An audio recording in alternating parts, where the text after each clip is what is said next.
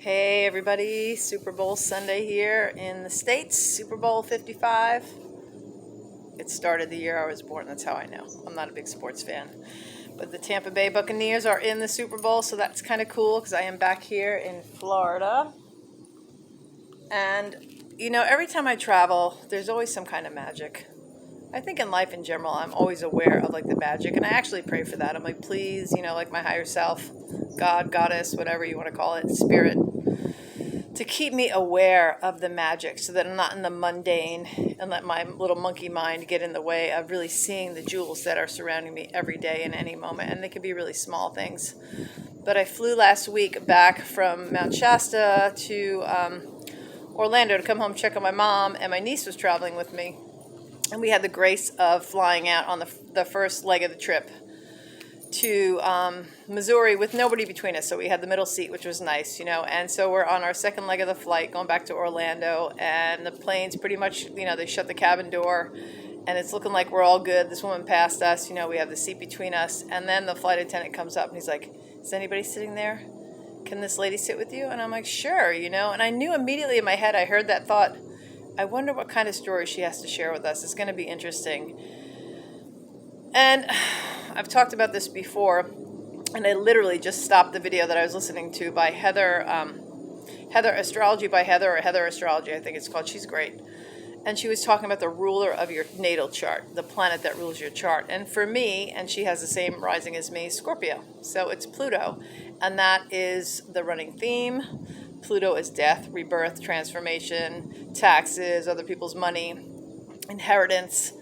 But the deeper aspects of Pluto are like death, rebirth, and transformation.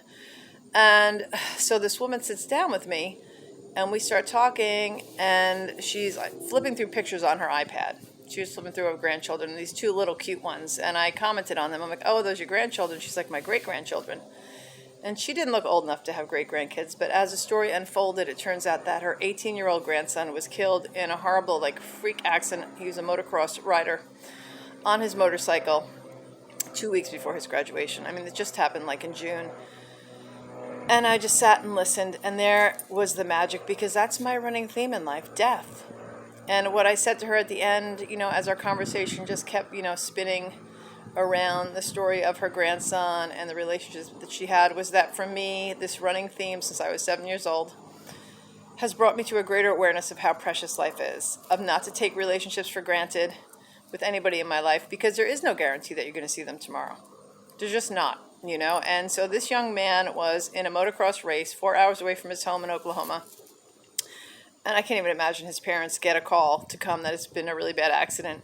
But the tragedy was that he was racing and he was going over a jump, and apparently there was some little 8-year-old boy who got away from his parents somehow, I guess near the track, and was on the track on his own little mini bike going the opposite direction. So when this young man comes over, this kid is right there and he hits him, and he died instantly, thank God.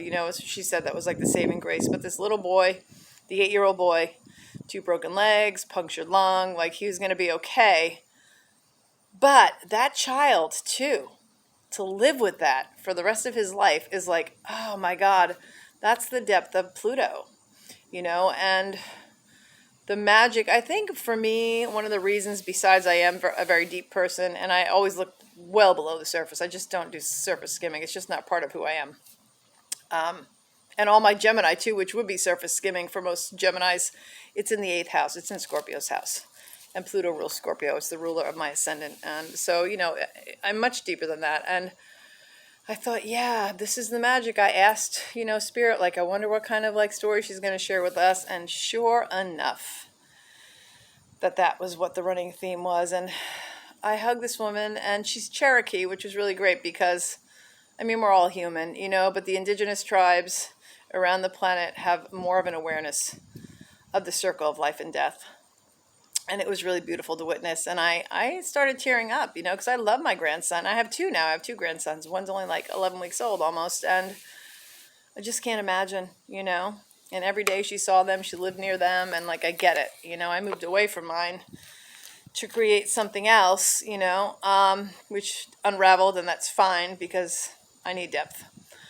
But the reality is to be able to share that with a stranger, to share that with me. I felt so honored, and I hugged her, and we cried for a minute, and we parted. And, sometimes I'll get people's contact information when I'm leaving, but I felt really intuitively, and that's another aspect of Scorpio and Pluto, that it was a one-time thing. I didn't need to get her information. We were supposed to just have this deep conversation and this deep connection.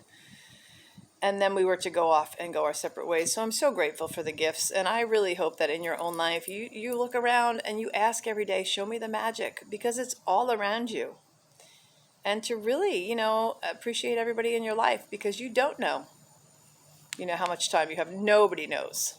I even have a dear friend, and I said to speak about her sometimes in my videos, but she's a world-class medium, and she doesn't want to know people's timelines. It's really intense.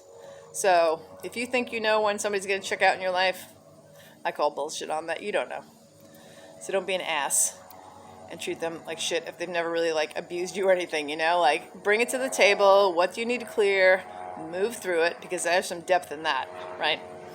Owning your own faults. What did you do to contribute to any kind of rift? And then move past it, and show the next generation below you how it is to communicate and to move through things, with grace and beauty and forgiveness.